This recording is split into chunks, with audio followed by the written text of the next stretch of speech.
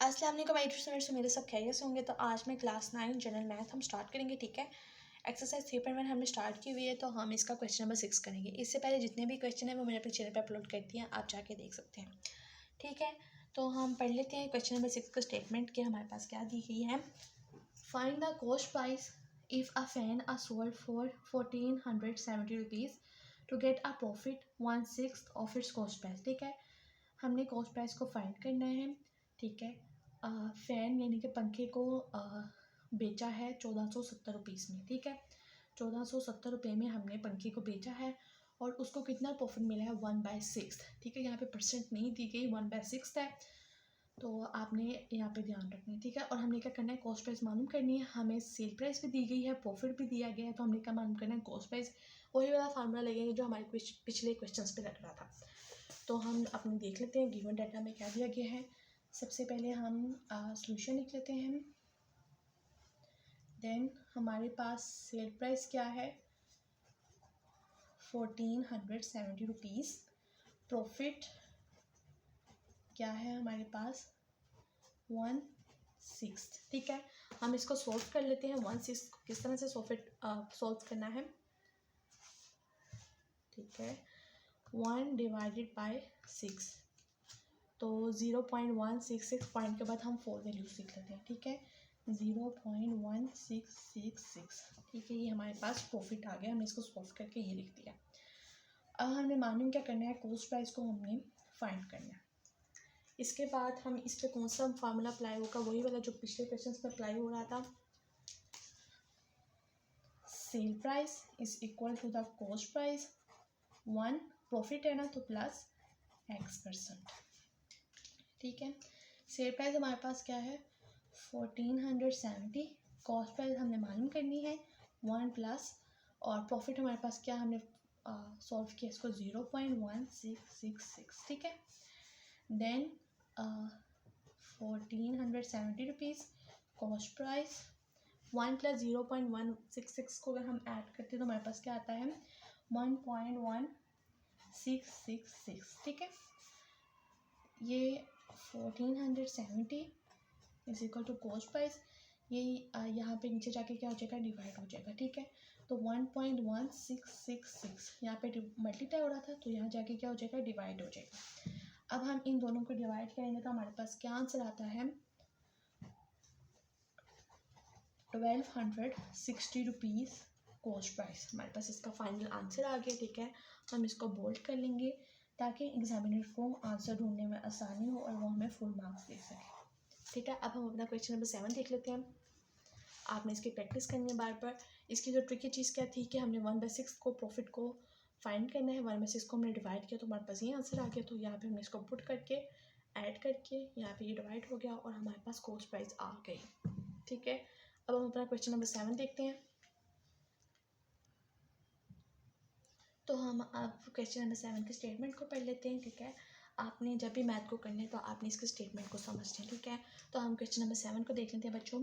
A man sold an alhambra at a profit of 1/2%. ठीक है, and he sold it for 209 rupees. ठीक है, he would have lost 2%. How much the man purchased it. ठीक है, हमारे पास ये जो प्रॉफिट दिया ना, इसका ताल्लुक इस क्वेश्चन से नहीं है। ठीक है, ट्रिकी है। ठीक है, तो आपने इसको अपने जहन में नहीं रखना। ठीक है, 7/1/2 को जहन में नहीं रखना, ये इसने वैसे ही क्वेश्चन में दे दिया है, इसका इस क्वेश्चन में कोई लॉजिक नहीं है। ठीक है, अब आपने यहाँ से अपने क्वेश्चन को देखना है। ही सोल्ड इट फॉर 209 रुपीज़। ठीक है, यानी कि हमारे पास सेलिंग प्राइस कितनी है 209 रुपीज़। ठीक है, जिस पर इसको लॉस्ट हुआ है। ठीक है, इसे लॉस्ट हुआ है कितना 2% हुआ है। अब हमने मालूम क्या करना है कि इसने किस प्राइस में इसको बेचा है।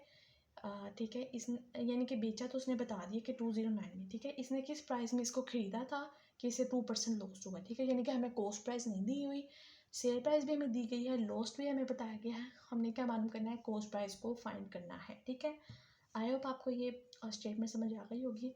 आपने 7/1/2 को इस क्वेश्चन में कोई भी इसका लिंक नहीं है। ठीक है, तो आपने इसको अपने जहन में नहीं रखना। आपने यहाँ से समझना है कि हमारे पास सेलिंग प्राइस है 209 रुपीज़, लॉस्ट यानी उसको हुआ 2%। हमने मालूम क्या करना है, कॉस्ट प्राइस हमने फाइंड करनी है। ठीक है, तो बच्चों हम इसको सॉल्व करते हैं। सबसे पहले हम लिखेंगे सॉल्यूशन, ठीक है। देन हमारे पास सेल प्राइस क्या है, 209 रुपीज़। लॉस्ट हमारे पास कितना हुआ है, इसको 2%। फाइंड हमने क्या करना है, कॉस्ट प्राइस। इस पे कौन सा फार्मूला लगना है, अब तो आपको ज़बानी याद हो गया होगा, ठीक है।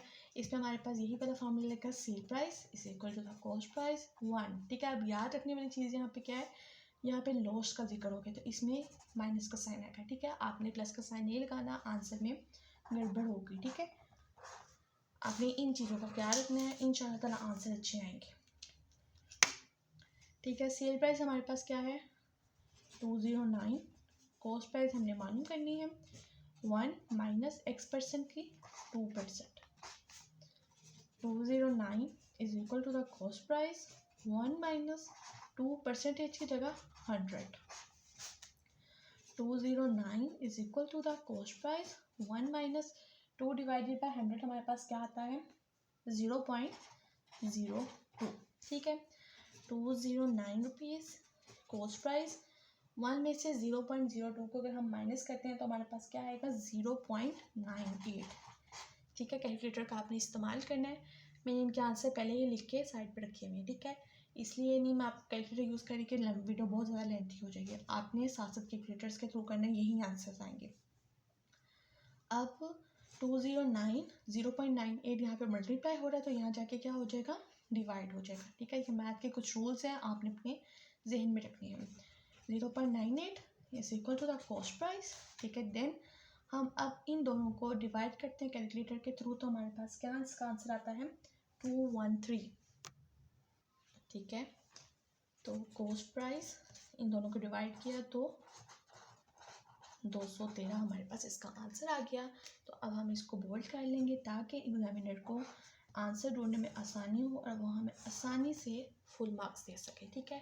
तो आज मैंने क्वेश्चन नंबर 6 भी हमने अटेम्प्ट किया है एंड साथ में हमने क्वेश्चन नंबर 7 किया है, ठीक है। साथ साथ आपने नोट्स बनाते जाने ताकि आपको एग्जाम में आसानी हो, बार बार प्रैक्टिस करें, बहुत आसान है, सिंपल से क्वेश्चन है, ठीक है। मैं आपको बार बार बता रही हूँ कि इस चैप्टर में से 11 मार्क्स का पेपर आना है, तो आपने क्या करना है, इसको अच्छी तरह से कर लेना ताकि अगर एग्ज़ाम में आए तो आप अच्छी तरह से कर सके, ठीक है।